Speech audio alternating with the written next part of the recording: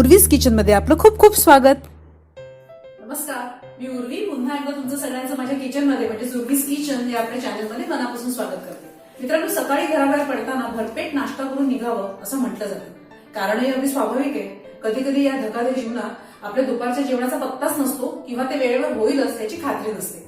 पण रोज रोज नाश्त्यासाठी काय बरं करावं हा प्रश्न गृहिणींना नेहमीच येतो। आज मी तुम्हाला दाखवणार आहे झटपट होणारी आणि तितकीच पौष्टिक आणि पोटभरीच असणारी एक नाश्त्याची रेसिपी।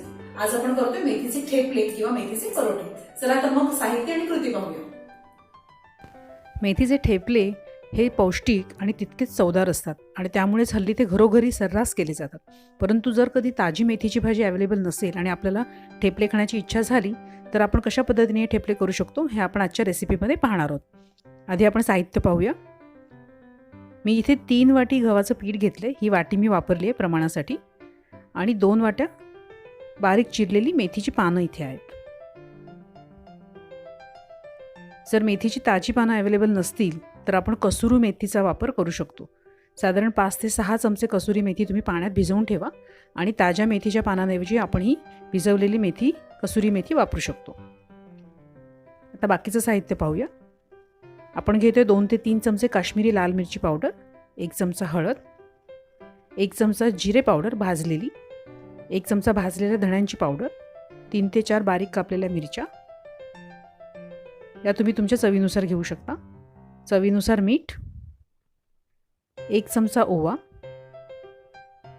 आणि 7 ते 8 लसणाच्या पाकळ्या इथे मी बारीक कापून घेतलेल्या आहेत। सर्वप्रथम आपण गव्हाचं पीठ घेऊया। पीठ तुम्ही न चाळता घेतलं तरी चालेल, त्यामुळे आपल्याला त्यातील फायबर्सचा फायदा होईल। आता या पिठात मी आधी अर्धी कापलेली ताजी मेथीची भाजी टाकते आणि मग एक एक करून आपण बाकीचे जिन्नस यात घालूया। हळद, लाल तिखट,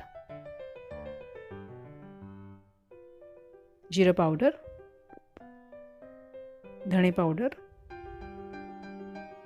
ओवा, हिरवी मिरची। तिखटाचं प्रमाण तुम्ही तुमच्या आवडीनुसार कमी जास्त घेतलं तरी चालेल।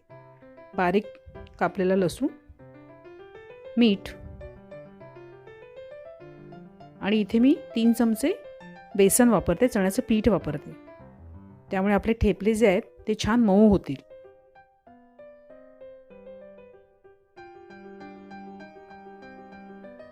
बेसनऐवजी काही जण बारीक रवा देखील वापरतात, त्यामुळे ठेपल्यांना एक वेगळाच असा छान खरपूसपणा येतो।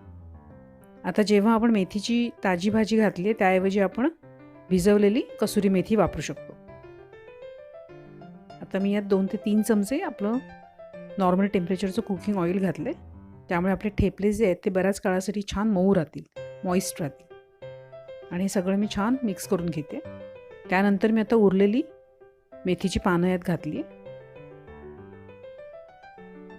आणि पीठ मळायला घेण्याआधी आपण हे सगळं मिश्रण छान मिक्स करून घेतोय आणि आता गरजेनुसार पाणी घेऊन आपण छान घट्टसर, जसं आपण पोळ्यांसाठी पीठ कणिक मळतो त्या पद्धतीने मी हे पीठ मळून घेते। गरज वाटल्यास मध्ये मध्ये थोडंसं तेल तुम्ही घेऊ शकता। तुम्ही पाहू शकता पिठाचा छान असा घट्टसर गोळा झालेला आहे आणि आता एक 10 ते 15 मिनिटांसाठी आपण हे बाजूला ठेवूया झाकून।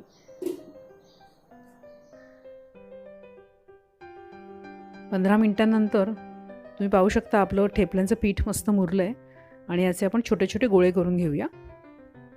तुम्हाला जितक्या साईजचे ठेपले करायचे त्यानुसार तुम्ही गोळे करू शकता। अशा पद्धतीने आपले सगळे गोळे तयार झालेले आहेत आणि आता आपण हे एक एक करून लाटून घेऊ।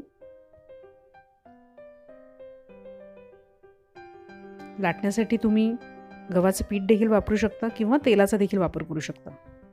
मी इथे गव्हाचं पीठ वापरते। तुम्हाला जर एकसारख्या आकाराचे ठेपले हवे असतील तर आपली जी एक पारंपरिक पद्धत आहे जी पुऱ्या करण्यासाठी आपण वापरतो, एखाद्या स्टीलच्या डब्याचं झाकण तुम्ही इथे वापरू शकता आणि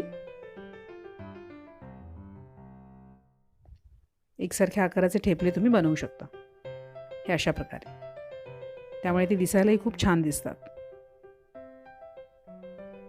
मी इथे मध्यम आचेवरती तवा गरम करत ठेवला होता आणि आता हे ठेपले आपल्याला दोन्ही बाजूला 2 ते 3 मिनिटांसाठी छान खरपूस भाजून घ्यायचे.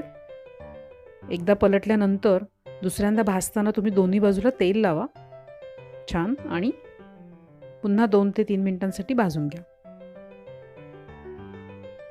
तेल लावल्यामुळे आपले ठेपले खूप काळासाठी छान मऊ तर राहतातच आणि टिकतातही.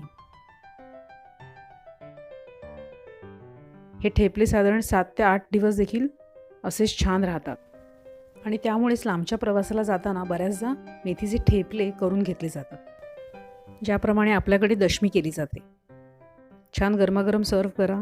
दह्याबरोबर, लोणच्याबरोबर किंवा लसूण चटणीबरोबर हे ठेपले अप्रतिम लागतात. मित्रांनो, कशी वाटली तुम्हाला आपली आजची रेसिपी? मेथीचे ठेपले किंवा मेथीचे परोठे आहेत ना, एकदम झटपट होणारे आणि पोटभरीचे. नक्की ट्राय करा. कधी कधी हे मेथीचे परोठे तुम्ही डब्यासाठी सुद्धा नेऊ शकता.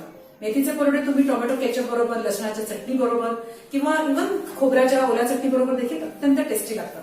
अगदीच काही नसेल तर दह्याबरोबर सुद्धा मस्त लागतात. नक्की ट्राय करा आणि मला कळवा कसं झाले होते. मी पुन्हा येईन तुमच्या भेटीला आणखीन एक अशीच इंटरेस्टिंग रेसिपी घेऊन. तोवर स्वस्त राहा, मस्त राहा, खात राहा आणि गात राहा. खाता रहे मेरा दिल.